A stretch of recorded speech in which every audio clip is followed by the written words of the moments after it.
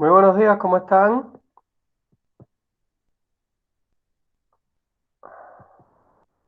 Estamos entrando solo ahora.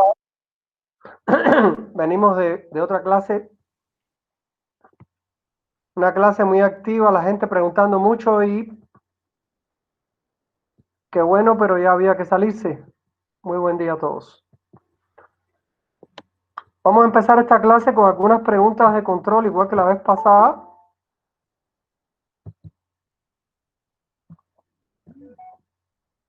Eh,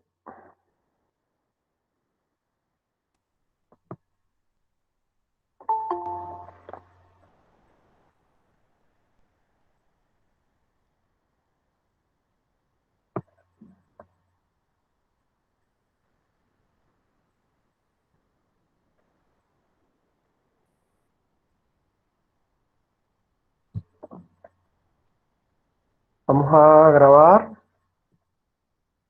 y ya está montada la grabación, vamos a presentar.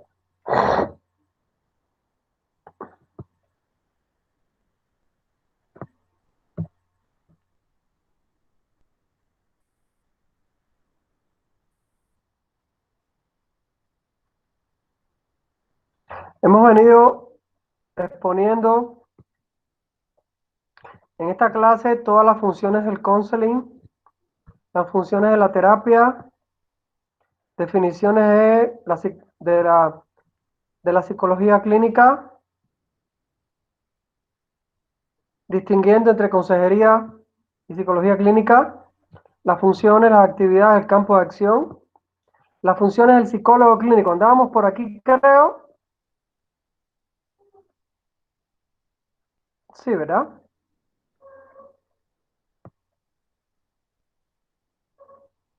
Ah, entonces quiero hacer una pregunta para calentar motores. Eh,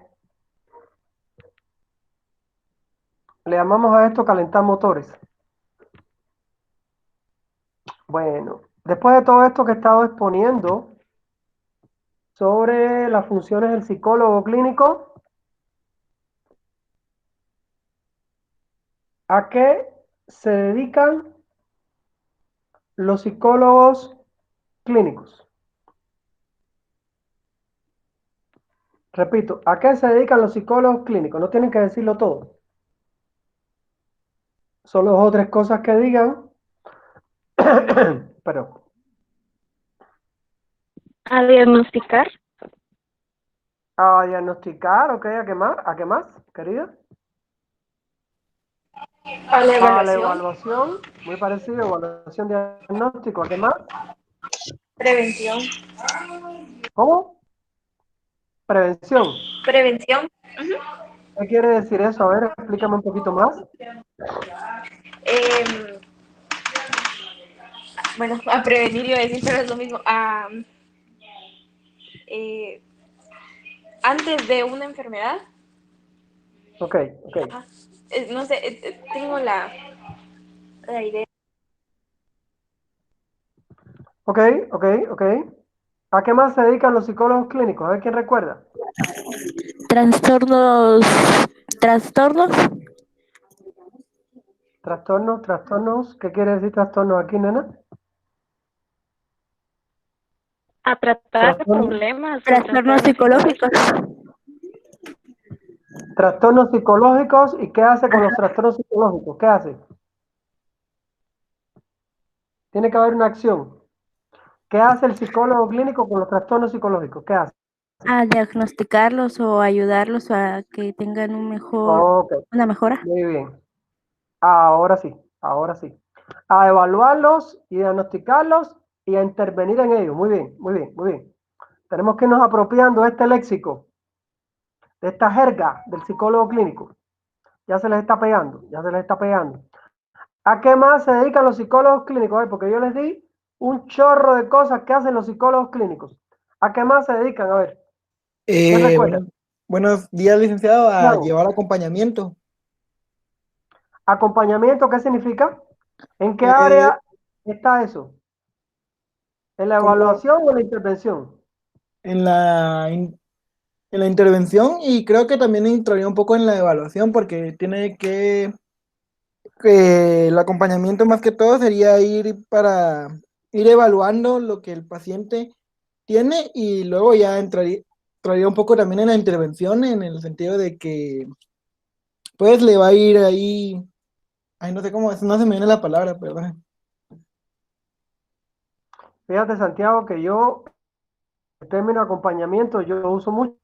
Yo uso más consejería, ¿verdad? Utilizo más intervención psicológica, utilizo psicoterapia. Te propongo esos, para que nos Ah, entendamos más. Porque va. acompañamiento, fíjate que el acompañamiento psicológico, les comparto que tiene una repercusión de la psicología social. Y aunque me encanta la psicología social, les quiero decir algo. Estamos en psicología clínica. Entonces el acompañamiento psicosocial es algo, una jerga de psicólogo social. Y quiero imbuirlos en la jerga de los psicólogos clínicos. Prevención, consejería, counseling, psicoterapia. Ya me copia, Santiago. O sea, va un poquito por ahí. Sí, sí, ya lo entiendo, licenciado, gracias. Vale, vale, gracias, gracias. ¿Qué más hace el psicólogo clínico? A ver, yo les comenté ayer o la última vez un chorro de cosas. ¿Qué hace el psicólogo clínico? ¿Qué más hace? A ver quién recuerda. A la orientación y consejo. Muy bien, orientación y consejo. Esto cae un poco dentro de lo que se llama la consejería. Hay que distinguir dos áreas de intervención grandes. Una es la consejería y otra es la psicoterapia. Ahora, la consejería y la prevención tienen mucho que ver, porque cuando tú haces consejería, tú estás haciendo prevención. ¿Ya? Para que no se confundan. Cuando uno hace consejería, uno hace prevención, y para prevenir, uno tiene que hacer consejería. O sea, van de la mano estas dos acciones, ¿verdad? Continuamos entonces.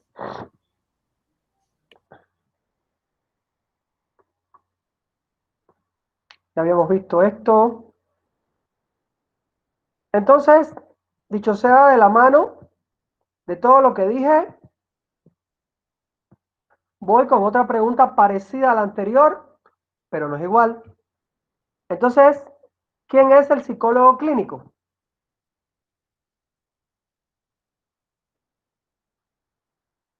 ¿O qué es el psicólogo clínico? Todo esto que hemos dicho va de la mano con lo que estoy preguntando. Entonces, el psicólogo clínico es el profesional que, a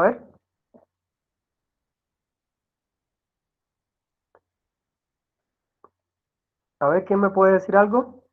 A ver, Blanca Rosa o Vanessa, que abrió su micrófono. Perdón. Quizás el psicólogo clínico es el profesional que diagnostica, evalúa, eh, Exacto, ujú, todo, ¿no? exacto, un poco eso. Es conjugar todas las acciones que oímos antes. Es casi la misma pregunta. Estas son preguntas de examen, muchachos, aunque parezcan muy fáciles. Se dan cuenta que poder expresar la identidad del psicólogo clínico a qué se dedica es contenido del aprendizaje de ustedes. A ver, no sé si algunos que no me han hablado mucho. Andrea Álvarez. Andrea Álvarez.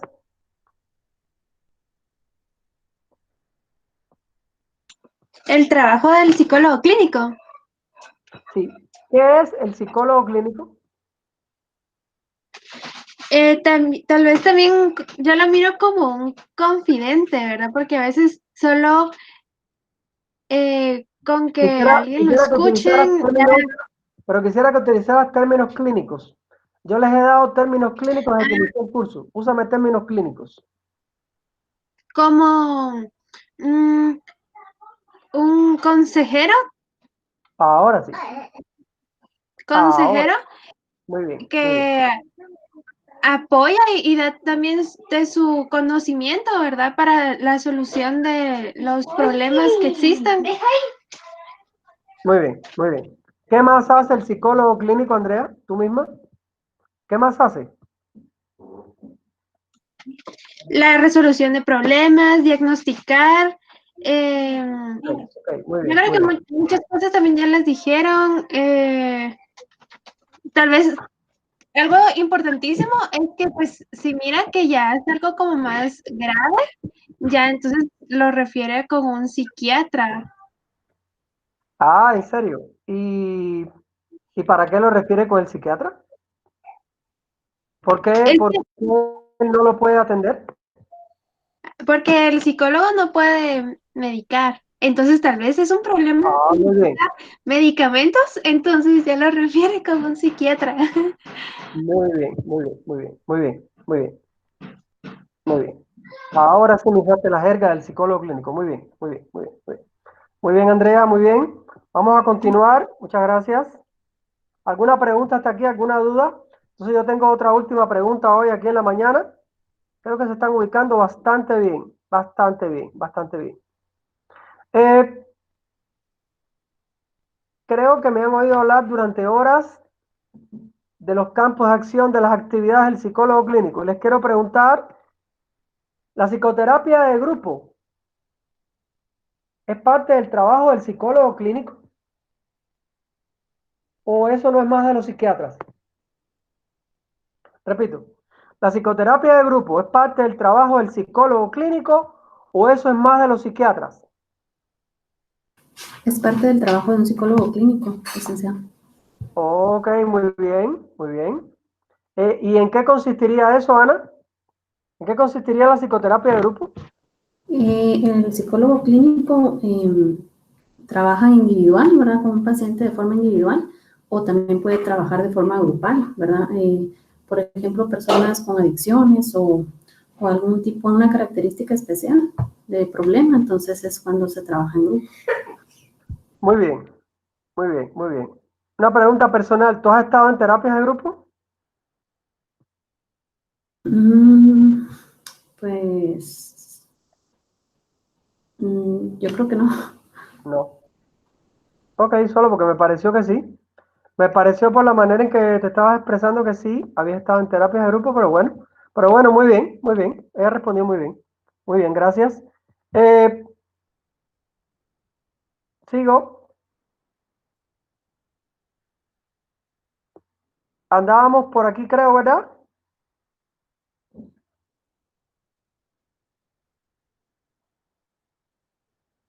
Pues habíamos llegado ya a la historia. Habíamos acabado de definir y de comentar todas estas definiciones. Creo que no, o sí. Bueno, un poco voy a terminarlo. A profesional de la psicología que utiliza una serie de contactos directos con el individuo, básicamente la orientación psicológica y la psicoterapia, que tienen como fin ofrecerle una ayuda para cambiar sus actitudes y su conducta. Pero, en la quinta dice, profesional de la psicología que observa al paciente en acción y selecciona, administra e interpreta pruebas psicológicas para diagnosticar los desórdenes y utiliza diversas técnicas psicológicas, terapia y psicoterapias con el fin de mejorar la adaptación del individuo. Siguen siendo acepciones del psicólogo clínico muy válidas. En sexto lugar, dice que es un profesional especializado en psicología que utiliza los principios, métodos y conocimientos de esta ciencia en la investigación fundamental y en la investigación aplicada de los problemas concernientes a las conductas humanas. O sea, el psicólogo clínico también es un investigador, ¿verdad? Y en la resolución de estos problemas en los campos individual, familiar, sociolaboral o comunitario. El psicólogo investiga y también publica. Incluso hay publicaciones donde se unen psicólogos y psiquiatras. Los norteamericanos, los españoles, son maestros en eso. Hoy por hoy hay libros de trastornos mentales hechos por psicólogos y psiquiatras, les cuento. Un tema muy interesante. En una época prácticamente eso no se veía mucho. ¿Sí?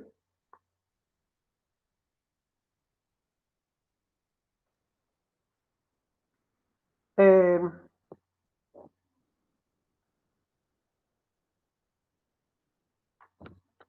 y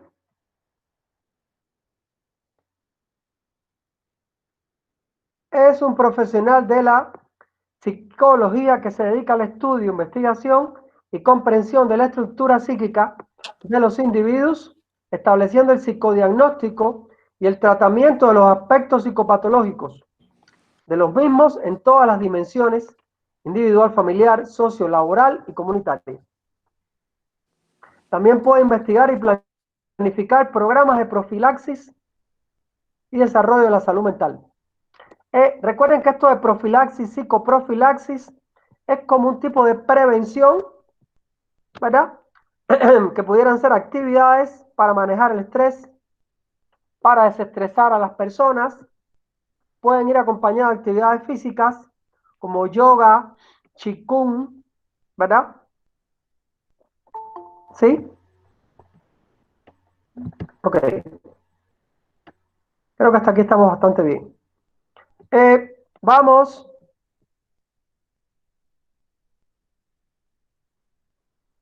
a comenzar aquí a exponer una parte que se refiere a la historia de la psicología y o la consejería clínica. La psicología y o la consejería clínica tiene dos componentes importantes que ya hemos mencionado, que son, bueno, que son la evaluación y la intervención. Existen momentos significativos en la evaluación en psicología clínica. Como vemos en pantalla, todos estos cuadros nos dan años con eventos que ocurrieron, que van marcando un hito en la historia de la psicología clínica. Galton instala un laboratorio antropométrico en 1882. En 1890, Raymond Cattell, en los Estados Unidos, acuña el término de prueba mental o de test psicológico, psychological test. En 1904, Binet, en Francia, empieza a trabajar en su escala de inteligencia. En 1905, Jung comienza a utilizar el método de asociación de palabras. En 1913, Kraepelin publica su trabajo sobre diagnóstico, el cual va a marcar un hito en la psiquiatría y en el diagnóstico, porque va a plantear toda una taxonomía de los test psicológicos. En 1914 aparece la escala de Terman, versión estadounidense de la escala de Binet. Louis Terman, psicólogo norteamericano, va a adaptar la escala de Binet de inteligencia a población norteamericana. En 1921 se publica Psychodiagnostics, la obra de Rorschach. En 1935 se publica el TAT de Murray.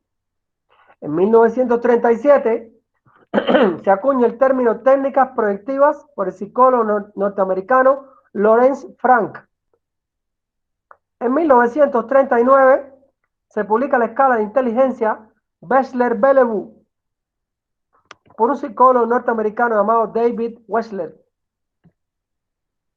Y ahora en forma de línea histórica, 1943 se publica el MMPI. 1949, Halsted introduce la batería de pruebas neuropsicológicas. En 1952 se publica el DSM-1. En 1968 se publica el DSM-2. En 1970 al 79 ocurre un resurgimiento de la evaluación conductual. 1980 se publica el DSM-3. 1980 al 89 aumenta el interés en la evaluación de la personalidad y en las interpretaciones de las pruebas basadas en computadora.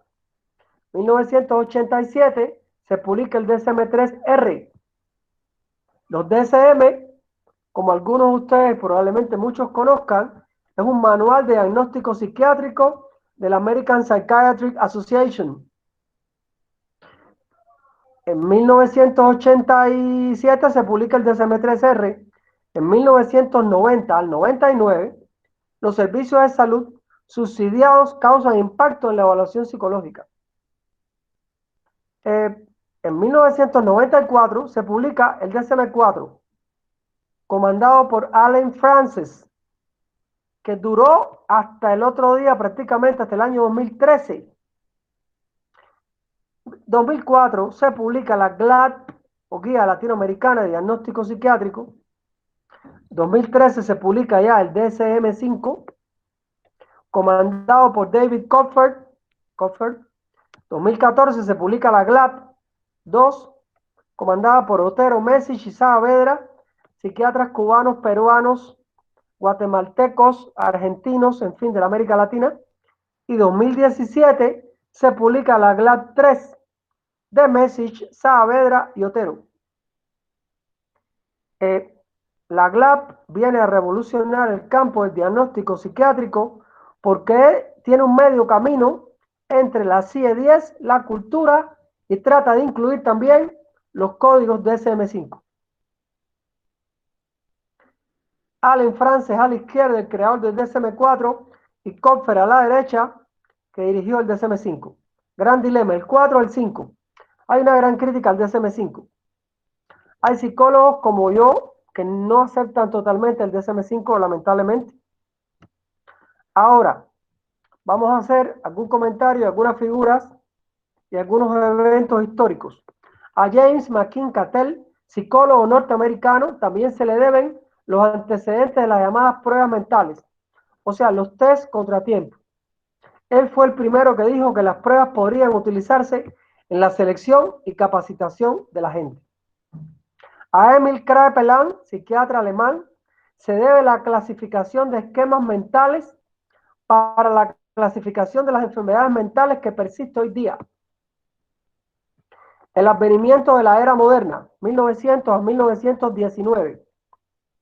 Alfred Binet juega un papel fundamental en esta etapa, ya que presenta una propuesta al ministro de Educación Pública de París en 1904 para que desarrollaran métodos que aseguraran que los niños con limitaciones cognitivas fueran educados en forma adecuada. Para ello, elaboraron la famosa escala Binet-Simon en 1908, la cual influyó grandemente en la posterior evaluación de la inteligencia. Posteriormente fue introducido en los Estados Unidos. Por Goddard y Terman hizo una revisión y adaptación en ese país.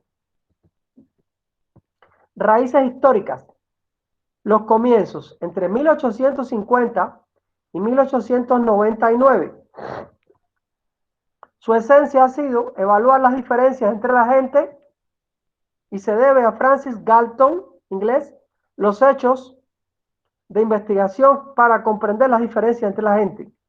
Jung, el psiquiatra suizo, comenzó a emplear métodos de asociación de palabras.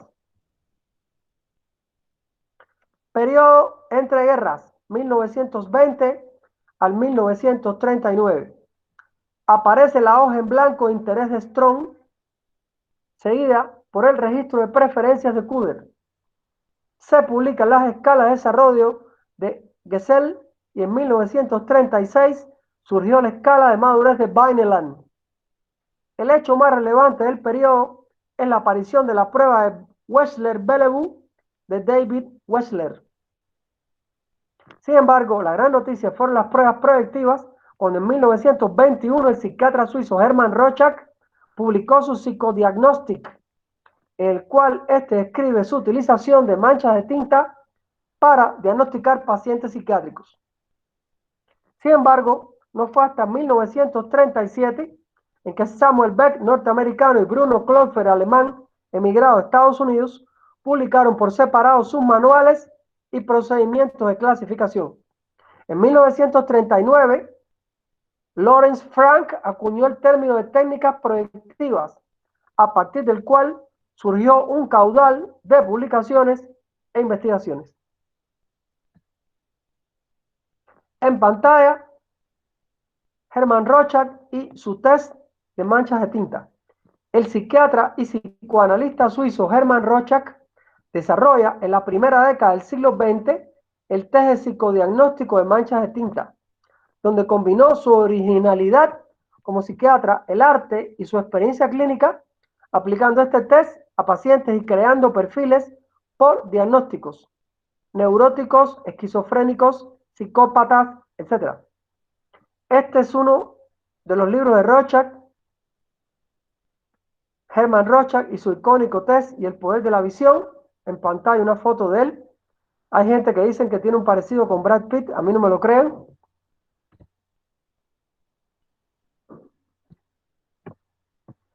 En pantalla una composición de fotogramas que dice Susan Mineca, derecha abajo, psicóloga clínica norteamericana, fundadora de la Abnormal Psychology o psicología de la normalidad. Abnormal Psychology o psicología de la normalidad, término introducido por la psicología clínica norteamericana, equivalente a psicopatología, representado principalmente por Susan Mineca, Irving Saracen, Hagin y Krauss. Su and Su es una psicopatología elaborada por psicólogos.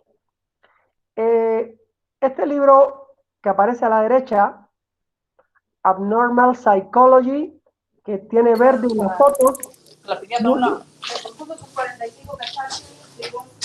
¿Cómo? ¿Alguien me está hablando?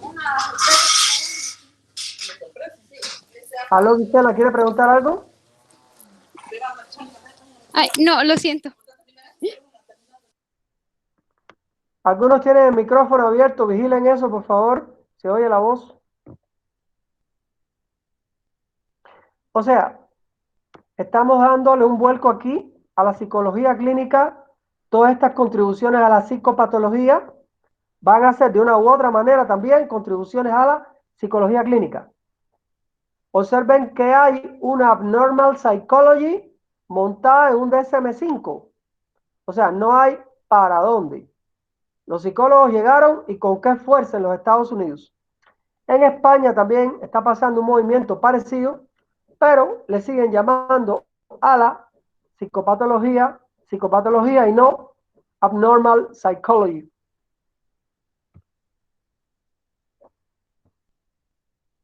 ¿Algún comentario hasta aquí? ¿Alguna pregunta? Licenciado, buenos días. Yo sí tengo una pregunta. Buen día, Luz María. Qué bueno verla por aquí. Cuénteme. Sí, es que usted dijo de que usted no aceptaba mucho el DSM-5, entonces yo quería preguntarle por qué, cuál es la razón. Porque sí me surgió duda. Claro que sí, claro que sí. Aunque esta clase no es de psicopatología, pero creo que vale la pena. Mira, habemos un grupo de clínicos que tenemos en esto más de 30 años, ¿verdad? Entre ellos estamos Carlos Salazar y yo, el doctor Carlos Salazar. El problema es que la CIE-10 está basada en el psicoanálisis mayormente, y yo sigo mucho lo psicodinámico, no así Carlos. En cambio, ya el DSM-4 había hecho una taxonomía muy parecida con respecto a la esquizofrenia, había distribuido el término neurosis, lo partió, lo quitaron y lo distribuyeron. Y lo hicieron bastante bien y ya nos habíamos adaptado. Pero ahora surgió un DSM-5 donde como que despaliaron las esquizofrenias, casi que la redujeron a 1 o 2, ¿verdad? Han excluido la esquizofrenia paranoide, han excluido, por ejemplo, el Asperger, que es un diagnóstico que tiene en la CIE-10 y que tiene el DSM-4, ¿verdad? Incluso que tiene la GLAD. Hay otras cosas que tampoco han gustado del DSM-5, te cuento, es una gran crítica que hay. Se dice que el DSM-5 se basó sobre todo en lo biológico y suprimió algunos diagnósticos porque no tenían que ver con lo biológico y lo conductual. Entonces, desgraciadamente, la psicopatología se basaría solo en lo conductual y en lo biológico, cosa que me parece un reduccionismo. Y este es el corazón de la crítica que compartimos Salazar y yo. No sé si me estás cachando. Sí, Ahora, sí, muchas gracias. cuando uno dice, no estoy satisfecho con algo, tiene que decir, no estoy satisfecho con algo por algo, como la pregunta que tú me hiciste. Ajá. Ahora, ¿qué nos propone? Yo propongo un aprendizaje integrado de la CIE-10, la GLAD y el DSM-5. Porque los 3 manuales tienen contribuciones. Ahora, si me preguntas con cuál me quedo con la propuesta latinoamericana, con la GLAD 2017. Si quieren se las puedo subir para que la vayan viendo. Yo la tengo en digital. Ya viene con códigos DSM-5, les cuento. Yo siento que es hora de que todos los que enseñamos todo esto, o sea, los psiquiatras, yo estoy metido en el campo de la psiquiatría hasta la sopa. Aquí enseña psiquiatría Lemus, Vladimir, Salazar y yo. El único que no soy psiquiatra soy yo, de fresco que soy. Por mi experiencia en el Hospital Psiquiátrico de La Habana durante tantos años, ¿verdad? Y por mis estudios durante 30 años, pero creo que para Guatemala el mejor manual de diagnóstico es la GLAD. Ya te digo, porque integra todo el conocimiento de lo psicoanalítico, todo lo conductual, y está montado sobre la cultura.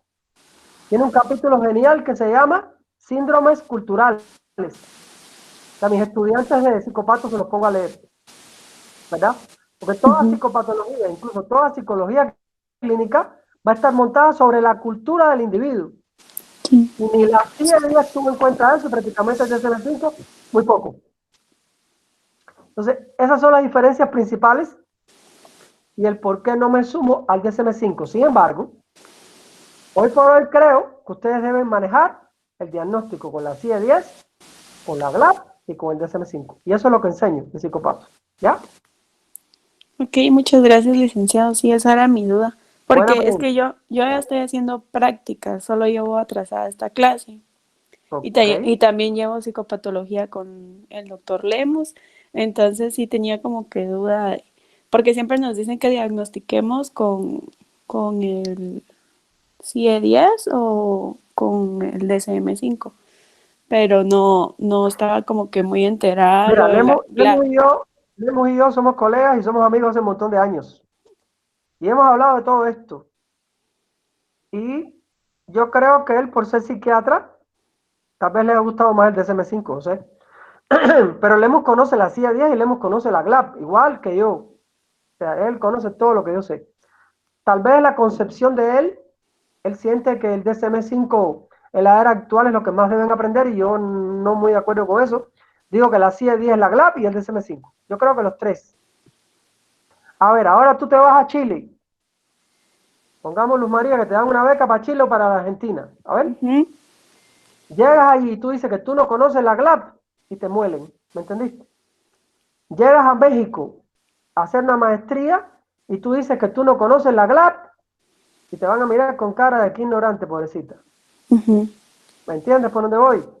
Ahora llegas a España y dices que no conoces el DSM-5 y te van a mirar igual. Pobre niña, no le enseñaron el DSM-5. Entonces, para evitar todos estos contratiempos que ya le están pasando, algunos estudiantes como ustedes, que se fueron a otros países y me escriben todavía y me dicen, ¿sabe qué? Qué bueno que usted enseñó los 3 manuales, porque llegué aquí y solo DSM-5 usan. Mira tú. ¿Viste? Al final funciona. ¿Ya? Ok, muchas gracias, licenciado. Un poco parece que mi integración, y esto no tengo ninguna pena en que se lo puedas comentar a Rolando. Rolando sabe esto, sabe que yo uso los 3. Y en cambio Salazar usa la CIE-10 y ya yo le propuse la GLAP y le gustó la GLAP, pero no le gusta el DSM-5. O sea que parece que esto aquí no es el psiquiatra o psicólogo. ¿Ya me entendí? Esto parece que es la experiencia de uno. En cambio, creo que el DSM-5 tiene también cosas buenas. ¿Qué tiene de bueno el DSM-5? Fíjate que tiene cosas buenas. Creo que lo de la identidad de género anda por ahí metido, ¿verdad? Eso fue una contribución buena. Tiene otras cosas buenas más, ¿verdad? Pero yo te invito a que tú, ¿verdad? Revises la GLAD. Y te va, estoy seguro que te va a gustar la GLAD. Fíjate, estoy seguro que te va a gustar la GLAD. Y yo tú aprendería también a clasificar por la GLAD. Ya me estoy metiendo de fresco a decirte, ya te estás llevando la clase con Lemus. Pero te cuento, Lemus también sabe la GLAD y la conoce muy bien. Incluso conoció a Ángel Otero y fue amigo de Ángel Otero, que era un profesor cubano, que fue uno de los iniciadores de la GLAD. O sea que Rolando también se lo sabe. Pero ya te digo, es un problema de integración.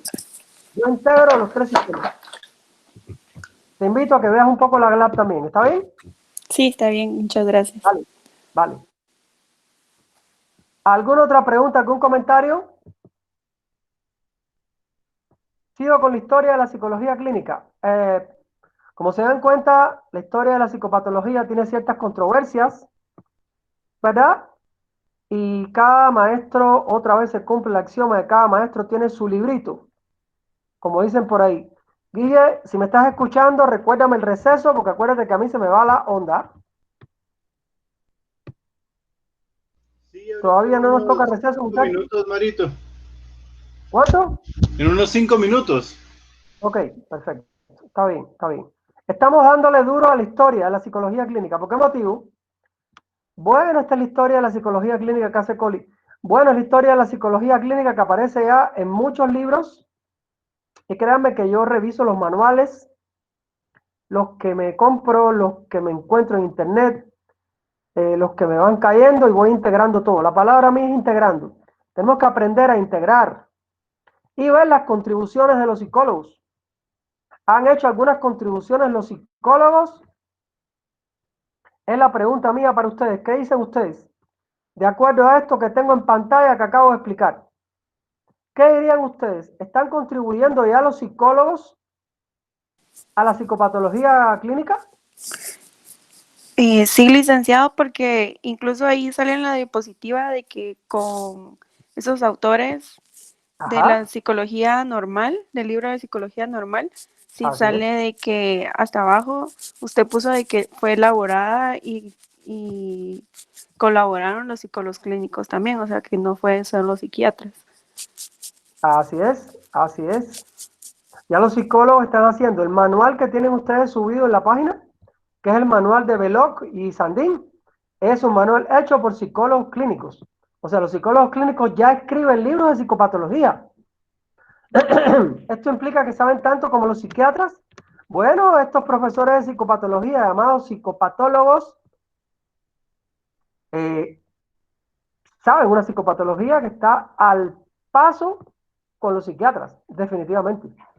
Los psiquiatras saben más psicofarmacología porque ellos la utilizan y la estudian más que nosotros, definitivamente. Entonces creo que una buena psicopatología debiera ser construida, un libro bien hecho debiera ser hecho por psicólogos y por psiquiatras, juntos. Y para eso hay un manual, pero no lo tengo en digital, Luz María, a ti que te gusta la psiquiatría. Es el manual de psiquiatría de la OPS. Yo lo tengo en mi poder. Se los pondría a disposición de ustedes, pero no existen en digital, lamentablemente. Y ahí en ese manual hay psiquiatras y psicólogos, les cuento. Y eso creo que es una buena contribución, la colaboración entre psiquiatras y psicólogos. Sigo.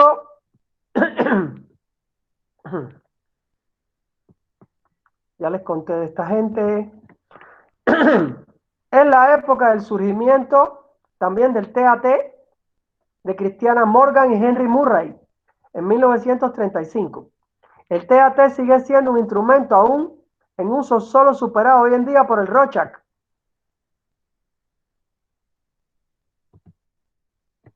De la Segunda Guerra Mundial en adelante, del 40 al presente. Debajo, James Butcher, psicólogo clínico norteamericano, creador del MMPI-2 en los 80.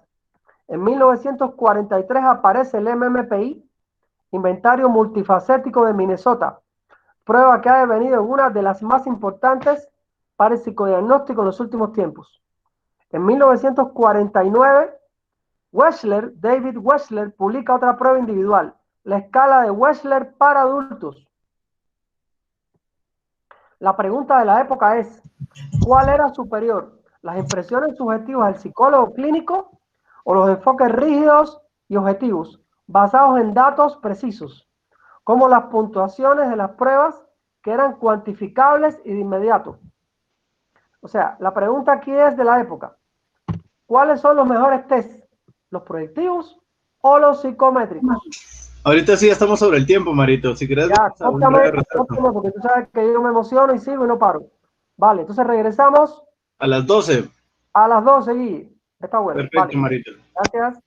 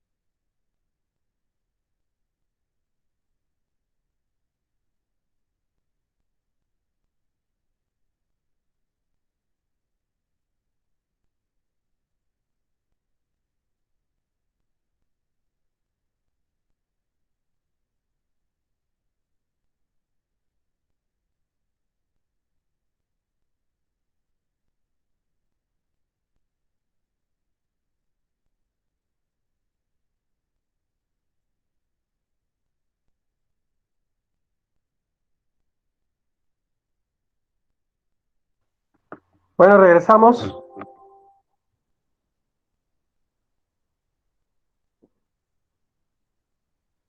Seguimos compartiendo un poco de la historia de la psicología clínica.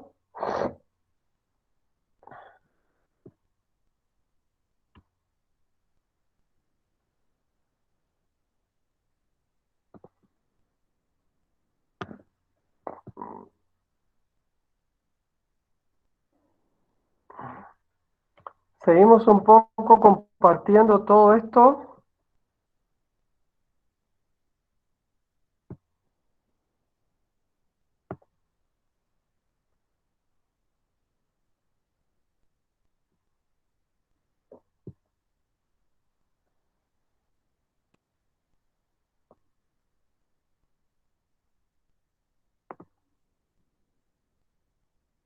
Creo que estaba por aquí.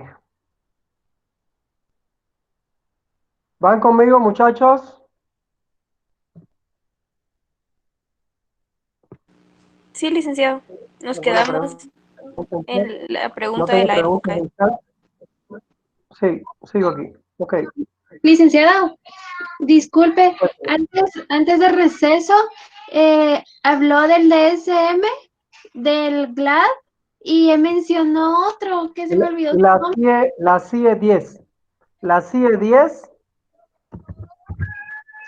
Ah, perfecto. Gracias, licenciada.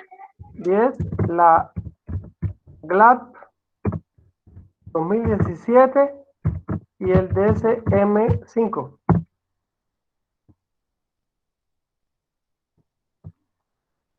Son los 3 manuales en el mundo que están en boga. Hasta que llegue el DSM, la CIE 11, que ya salió, pero no tenemos los manuales todavía. Los están como que traduciendo. Yo tengo una traducción, pero no está bien traducida. No me convenció la traducción.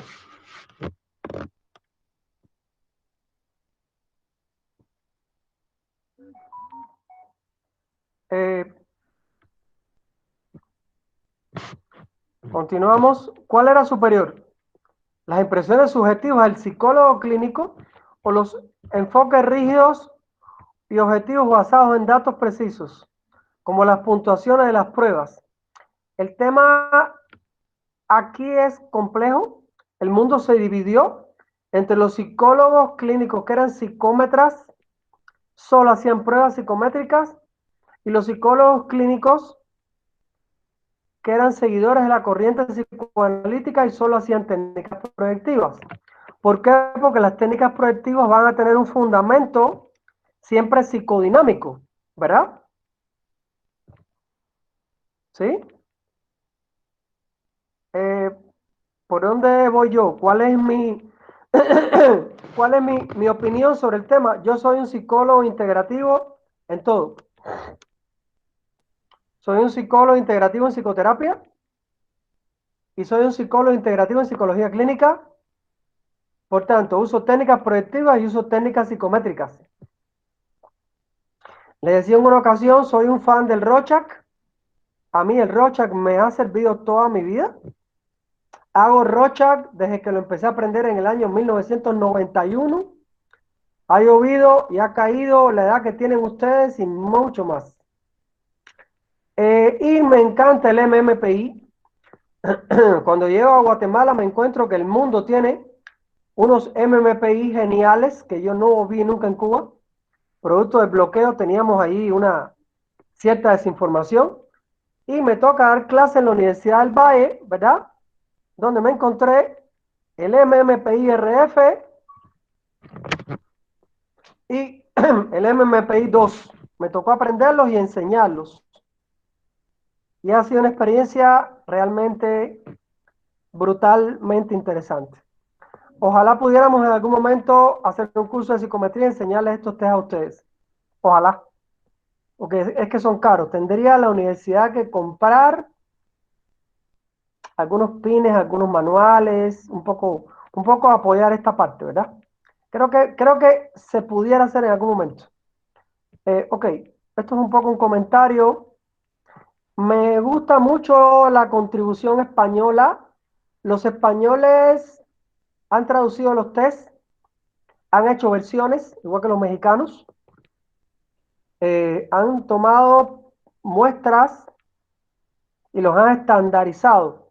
En otro tema vamos a ver sobre psicodiagnóstico, vamos a hablar de test percentiles, estandarizaciones y todo eso, para que aprendan un poquito de cómo funcionan los tests y por qué son tan importantes en el mundo de hoy. Les decía, los españoles son muy buenos psicólogos clínicos, igual que los mexicanos, mis respetos para los dos. Han traducido y adaptado y aplicado casi todos los temas importantes. Argentina también tiene test importantes. Los colombianos han producido una serie de test hechos por ellos muy interesantes. El inventario de Barranquilla tienen otros más. Brasil también tiene test psicológicos, lamentablemente están en portugués. Estos son los países que más se han destacado. Cuba tiene mucha contribución en el área de los test de la psicología y la salud. Tiene test de ansiedad, tiene test de depresión, ¿verdad? Pero sobre todo en campo de psicología de la salud, que es una rama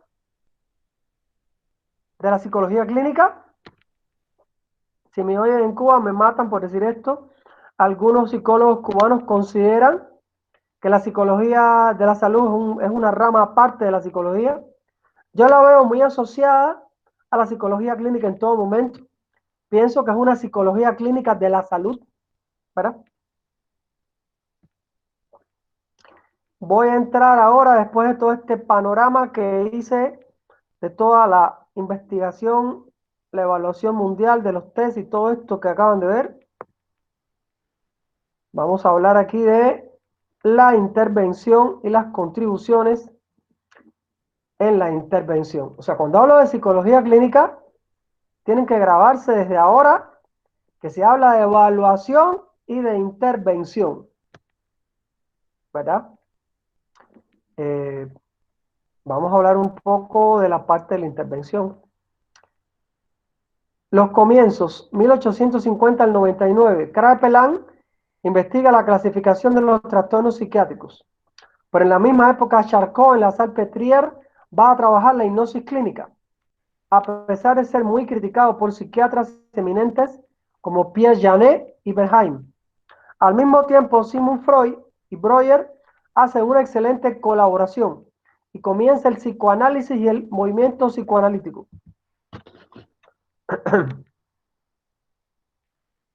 El advenimiento de la era moderna. Clifford Breese es en esta época una figura importante que fue un reformador en este campo. Él fue paciente, escuchen esto, maníaco depresivo, que fue ingresado en un hospital y después que salió él mismo hizo críticas que fueron recogidas en un libro, Mind That Found Itself. Mind That Found Itself. La mente que se encuentra a sí misma, una cosa así, en 1908. Esta es la época de comienzo, auge del movimiento psicoanalítico en el mundo. Varios psiquiatras se sumaron como Alfred Adler, Carl Jung, Abraham Brill, Paul Federn, Otto Rank, Ernest Jones, Wilhelm Steckel, Sandor Ferenczi y otros. Se establece la primera clínica psicológica por Wittmers. En 1905, un médico internista, Joseph Pratt, trabaja métodos de discusión en grupo y marca un hit en el surgimiento de la psicoterapia de grupo.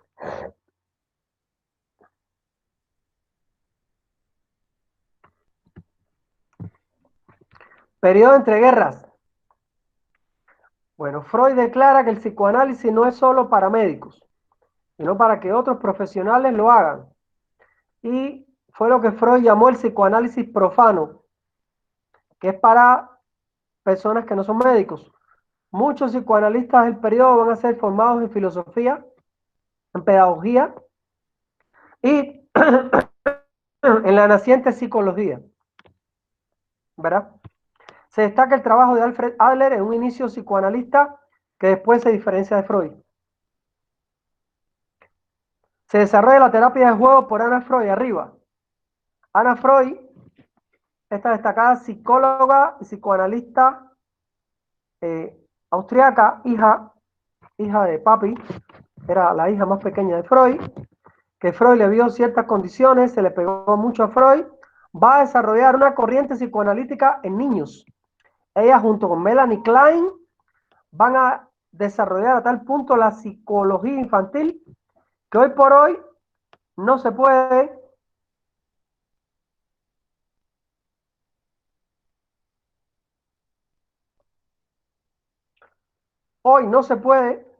hablar de psicoterapia infantil sin hablar de la Anna Freud y de la Melanie Klein. En mi curso de psicopatología infantil hablo mucho de ellas dos. Debajo de la foto de Anna Freud está la foto de Eysenck. Hans Eysenck, un famoso psicólogo inglés y terapeuta de conducta, que va a ser uno de los fundadores de una llamada psicología clínica conductual, en contraposición a Freud, que era todo lo subjetivo de la mente, el psicoanálisis, lo inconsciente. Este señor va a ser uno de los cabezas o cabecillas del conductismo en el mundo. El señor Eysenck va a aportar un test psicológico llamado el EPQR, Eysenck Personality Questionnaire. También va a crear una terapia conductual, ¿verdad? Y va a ser un gran investigador en el campo de la conducta. Es, creo que después de Freud, uno de los psicólogos más famosos del siglo XX. Gran impacto de la terapia de grupo a principios de los años 30, liderada por Moreno. Jacob Levy Moreno crea el psicodrama y Slapson crea un psicoanálisis de grupo, ¿verdad?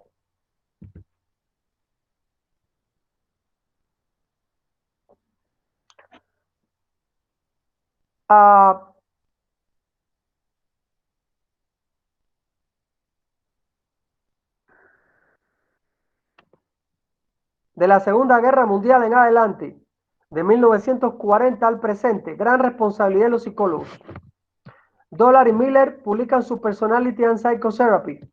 Alexander a la izquierda y French desarrollan su terapéutica psicoanalítica, donde revisaban el psicoanálisis y proponían principios y técnicas para abreviar la terapia. Aparecen nuevas formas de terapia con Peirce con la Gestalt, Viktor Frankl con la logoterapia y Eric Berne con el psicoanálisis, con el análisis transaccional. Y de pronto, con todo esto, la psicología clínica agarra un boom en el mundo.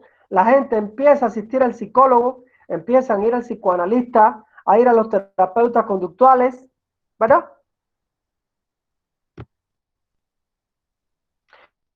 En 1958, Ackerman describió la terapia familiar con principios psicoanalíticos y empieza el campo de la terapia familiar en los años 50. Eysenck expresa su aguda crítica a la psicoterapia del momento, lo que se conoce como la bomba de Eysenck.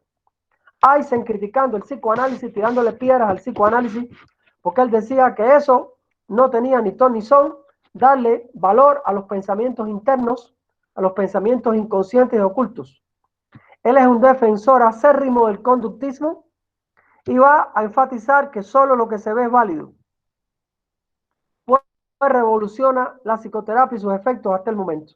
Hay un libro de Eysenck donde él le tira chorros de crítica al psicoanálisis que se llama La caída del imperio freudiano. De la Segunda Guerra Mundial en adelante, más de 1.700 psicólogos prestaron servicios en la Segunda Guerra Mundial y volvieron a su trabajo más consciente de la necesidad del trabajo del psicólogo clínico. Los psicólogos clínicos se van a ocupar durante la guerra a diagnosticar, a hacer test de inteligencia, de habilidades, de personalidad, para evaluar a todos los psicólogos, a todos los soldados que marchaban al frente, a sus jefes, a qué áreas del ejército debían pertenecer más cada persona por sus habilidades y su personalidad. Entonces el trabajo del psicólogo alcanza un rango muy importante, sobre todo en el campo norteamericano, ¿verdad? Que Estados Unidos, como ustedes saben, estaba en guerra con Japón y de hecho contra el eje estaba formado por Japón, Alemania, Italia, ¿verdad? Lamentablemente Italia metida en ese rollo con Mussolini, ¿no? Entonces los gringos tuvieron que movilizar al país entero, crear las fábricas de comida, fábricas de hacer alimentos, convertirlas en fábricas de hacer armas, acero. Los psicólogos se van a ver convocados a evaluar la carrera de psicología se abrevió para que los psicólogos tuvieran en capacidad de evaluar a cientos de miles de combatientes que iban al frente. Estados Unidos también perdió un montón de soldados en la guerra. No crean ustedes que fue cosa de juego. Inglaterra, algo parecido pasó. Los ingleses, todos los psicólogos ingleses convocados a evaluar a los soldados en el frente, ¿verdad? Los rusos, algo parecido también, a evaluar a la gente para el frente, ¿verdad? Más de 1.700 psicólogos prestaron servicio en la Segunda Guerra Mundial y volvieron a su trabajo más conscientes de la necesidad del trabajo del psicólogo. Ahora, después de la guerra, muchos soldados quedaron con estrés postraumático, con amputaciones, con heridas de guerra. Muchas esposas y parejas los dejaron. Cuando regresaron del frente no tenían novia, ni tenían esposa, ni tenían nada. Y esta gente quedaron en una depresión grande. Y va a haber trabajo para los psicólogos aquí durante este periodo de posguerra, que va a durar unos 20 años perfectamente. Entre 10 y 20 años, unos 15 años. En 1945 sale el primer número de la revista American Psychologist, que aún existe y es órgano de los psicólogos clínicos americanos. En 1947 se establece el Consejo Estadounidense de Examinadores de Psicología Profesional. Actualidad. Crecimiento de una profesión. 1970 al presente. Uno, a manera de resumen de todo este tema, vamos a citar las contribuciones más importantes. Uno, aparece la Abnormal Psychology o Psicología de la Normalidad, ¿verdad? Cofundada por psicólogos clínicos norteamericanos como Butcher, Halgin, Krauss, Mineka, Saracen y Ansu. 2. Se desarrollan los test mentales. Aparece el MMPI-2 de Butcher y el MMPI-2-RF de Ben-Porat y Telegen. 3. En América Latina y España se desarrolla la evaluación psicológica computarizada, ¿verdad? Con TEA de España y el Manual Moderno de México. El mundo hispano emerge con test psicológicos analizados y procesados por las computadoras y programas especiales. No solo esto es en el campo clínico, va a ocurrir también en el campo organizacional, existiendo, por ejemplo, hoy en el MP una batería llamada Armstrong. Ahora me acordé de eso. Fue comprada cuando yo fui asesor en el MP de psicología organizacional. Incluso yo fui invitado a revisar la batería antes de ser comprada, me voy acordando, y yo le di el sí. Me pareció muy interesante la batería. Tenía toda una serie de tests elaborados desde la psicología clínica adaptados al campo organizacional, otros test elaborados desde la psicología forense y otros test elaborados de la psicología organizacional, y esta batería se la pasan a todos los que vayan a optar por entrar a trabajar ahí. Se llama la batería Armstrong. Batería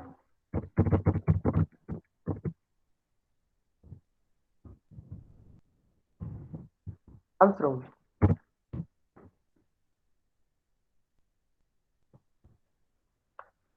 No sé si quieren hacer alguna pregunta o comentario hasta aquí.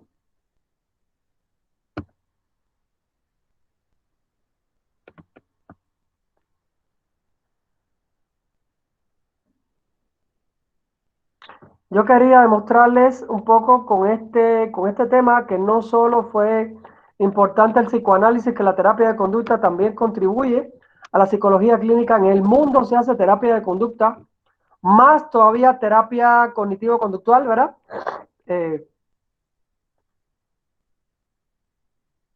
Las contribuciones fueron de diferentes campos.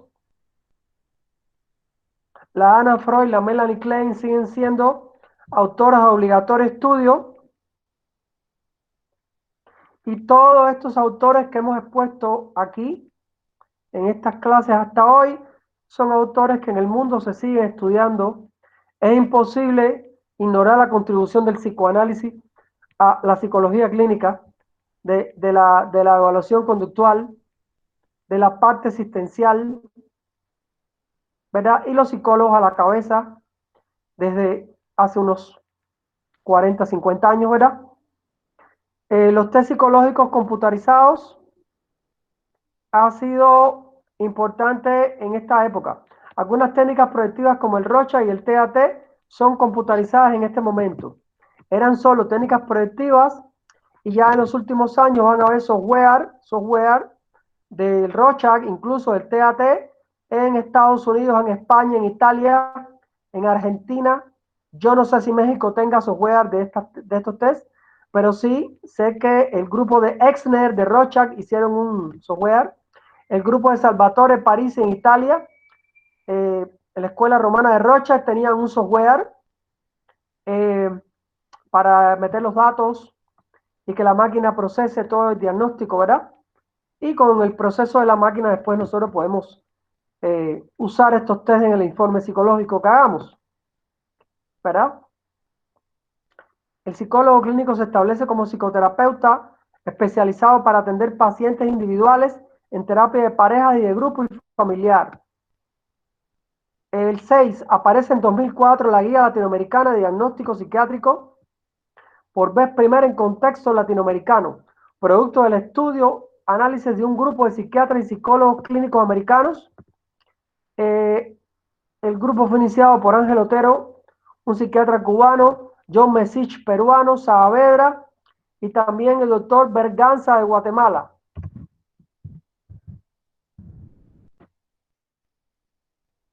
Un grupo latinoamericano van a usar los códigos de la CIE-10 para unir a las contribuciones los síndromes culturales de los diferentes países, y la GLAD tiene una gran contribución en que trata de integrar la CIE-10 con la cultura, y en la última versión tratan de integrar, como le explicaba a Luz María, la CIE-10 con la cultura, con los códigos de SM5.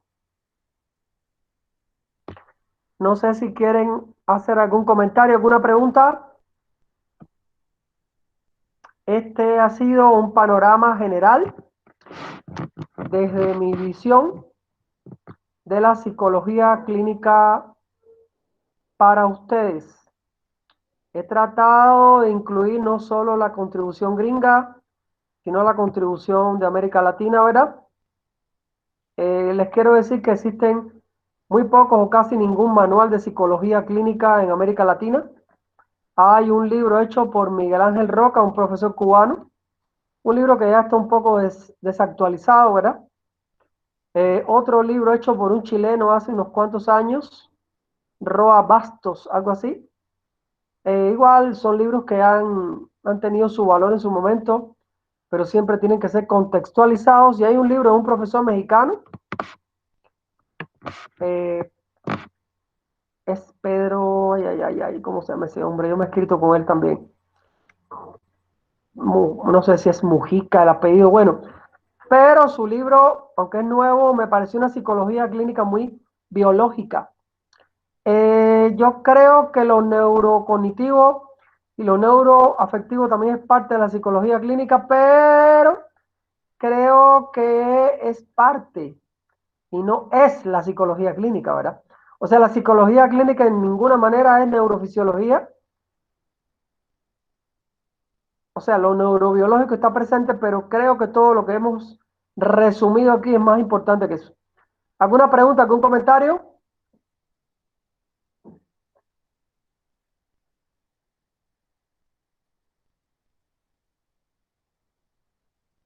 No sé si han visto, cómo han visto la información. No sé si han escuchado cosas nuevas. Cualquier cosa que me puedan compartir aquí es bueno para mí, ¿verdad?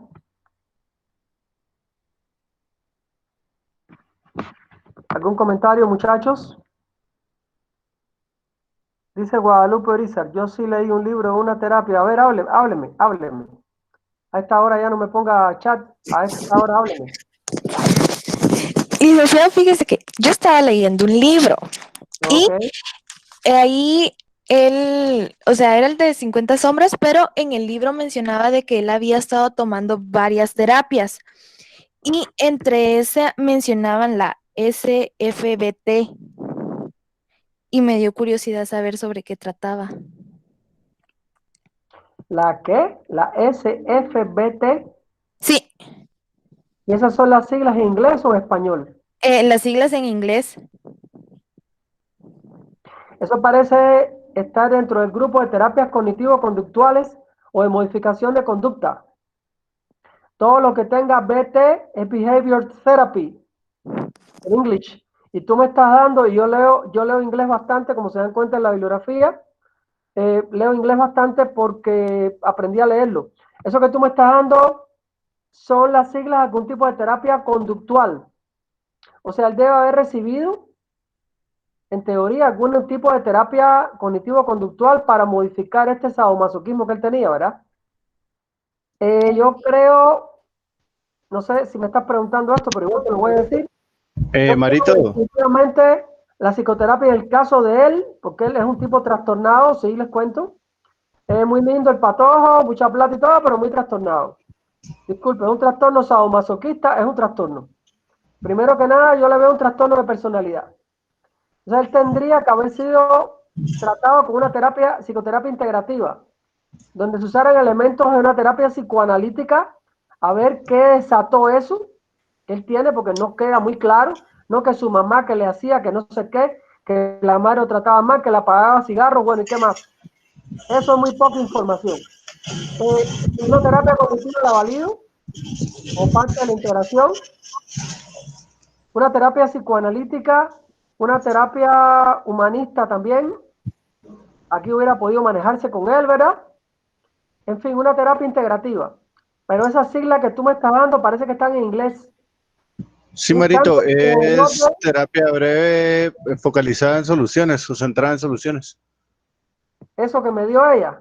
Sí, esas son las siglas de terapia breve centrada en Pero soluciones. te cuento, Guille, que si es esa terapia, con esa terapia, que eso lo incluyó la autora del libro ahí, ¿no? Es una mujer, ¿verdad? Con esa terapia centrada en las soluciones, con el caso que él tiene, no llega a ningún lado. Y que me disculpe, la autora del libro. Una terapia centrada en las soluciones de Steve de Chaser, que también la conozco y la he estudiado. No. Para trabajar un trastorno masoquista como el que tiene, no. Ni sueñe. Ahí con él se puede trabajar una psicoterapia breve analítica combinada con una psicoterapia cognitivo-conductual, ¿verdad? Y muchas visualizaciones. Yo trabajaría con él hasta hipnosis. Discúlpeme, pero 30 años después no cualquiera puede venir a decirte, no, que tal terapia, no sé qué. ¿Me hago entender, Guadalupe? Sí, licenciado, gracias. ¿Oíste? Parece que Guille encontró que esa terapia es la terapia centrada en las soluciones de Chaser. Esa es buena para parejas, es buena para el campo de la terapia sistémica, y lo sistémico, la familia y todo eso. Pero con un trastorno tan grave como que él tiene, no. Yo propondría los que le dije, una psicoterapia analítica, en primer lugar, combinada con una terapia cognitivo-conductual, y habría que ver cuánta ansiedad maneja este hombre, ¿verdad? Si habría que medicarlo. Tal vez habría que medicarlo para su ansiedad o para estados depresivos que él tenga, estados de angustia. Que no queda claro en la película, no sé si en el libro sale. En el libro sale que tenga estados de angustia y depresión, Guadalupe. Sí, dice que él tiene una angustia cuando ella lo deja. Ah, ¿tú ves? Y en ningún momento habla que nadie lo medicó ni nada de eso. No, solo mencionaba de que la mamá era drogadicta y que era una prostituta nada más y de Sí, que había estado yendo a sí. terapia y que sí había probado varias terapias, pero no, Ninguna ninguna le había efectiva. funcionado supuestamente hasta que prueba esa con sus Acuérdate que siglas en inglés. acuérdate que la autora nos está vendiendo ahí el sadomasoquismo como forma de vida. Cosa que para entretenernos un poquito y un rato está bueno, pero el sadomasoquismo como forma de vida no se lo recomiendo a nadie. Marito, Lastima a solo la para gente, notificarte que estamos sobre el tiempo. ya estamos sobre el tiempo. Lastima a la gente, solo digo esto y ya me voy, no te preocupes. Solo lastima a la gente y esto de la sumisión y todo eso, al final termina la persona a la que tú sometiste odiándote. O sea, el masoquismo no es forma de vida, muchachos. Muchachos, ha sido un gusto. Me voy yendo del aire. Muchas gracias por toda la participación de hoy. Mucho gusto. Feliz día, licenciado. Dice Yero que tenía otra duda. A ver, Yero. Porque a lo mejor tu duda es, me va a llevar aquí más tiempo y ya me está diciendo Guille que se me acabó. Haz tu pregunta de todas maneras. Sí, justamente, va. Sí, era como sí, tal vez se quedaba más de alguno o algo así, pero recientemente el fin de semana había, para contextualizar, escuché como una conversación que tenían en un grupo de mis papás donde había un psicólogo. Él, bueno, creo que tenían como un tema que era la homosexualidad, pero fue como bien fuerte el contenido, ¿verdad? Porque sí es como, en primer lugar, creo que como terapeutas sabemos que nuestra espiritualidad y demás juega como un papel elemental por la cultura donde nosotros nos recreamos, ¿no? Donde vamos creciendo. Pero llegar como a un punto de interponerla sobre el parecer de las otras personas, algo que se veía mucho en la película de Jairo Bustamante, la de Temblores. No sé si ha tenido la oportunidad de verla. No, te confieso sinceramente que no la he visto. Me gustaría verla. Es sobre el Bueno, tema de la entonces, película sí. sobre el tema de la homosexualidad. Ajá, va por esa línea, pero habla ¿Y precisamente... qué defiende? A ver, Jairo, a ver, ¿cuál es tu pregunta? ¿Y qué defiende? ¿Que la homosexualidad es normal? No, él decía que, ¿cómo es que se llama? Porque también entiendo que tenemos que actualizarnos. Entonces, él decía que está como, lo que está vigente es el DSM-4 y que como en el DSM-4 aparece como un trastorno de personalidad, se tiene que ver como eso, o sea, como una anormalidad. Y me llamaba la atención que pues alguien que ya está colegiado, por decirlo así, no estuviera actualizado. Que alguien que ya está colegiado está hablando disparates. Eso es un Ajá, disparate, lo que me acabas de decir es un disparate que él dijo. Uno, en el DSM-4 la homosexualidad dejó de ser una enfermedad. Y en el DSM y en el ACIE-10 no es una enfermedad, ni en la GLAP tampoco. O sea, él no sabe lo que está diciendo. Debería revisar los manuales primero antes de seguir hablando él. claro, y me llamaba como la atención que era en torno a un grupo de personas que pues, o sea, van a como multiplicar este conocimiento que él daba de alguna manera y que llegaba a más personas, ¿verdad? Y lo toman como una realidad porque lo está diciendo alguien letrado, digamos. Alguien que se metió a hablar de lo que no sabe porque él está desactualizado. Ya hasta tú sabes más que él ya de esto. Fíjate. Sí, No, pero es entonces, en serio. Lo ¿qué que te manda? acabo de decir es en serio. Cuando uno está actualizado y cuando los profesores se preocupan porque estemos actualizados, tiende a ocurrir esto. Tus estudiantes aprenden y tus estudiantes aprenden lo que el catedrático enseña. Esto es válido. Y si él no va a la universidad y no pasa una maestría en 10, 15, 20 años, de nada le sirve que tenga 30 años de graduado o 20. ¿Me entiendes lo que te digo? Sí, claro. Tal vez no es un mal psicólogo, pero está desactualizado. Eso es todo. Sí, sí. Bueno, Ahora entonces, tú, si quieres, tú le dices todo lo que Coli te dijo hoy. está bueno. Pero no te pelees con él hoy. Solo dile que está desactualizado. Claro, está bien. Está bueno, dale. Buen día. Chao, chao. Muchas gracias.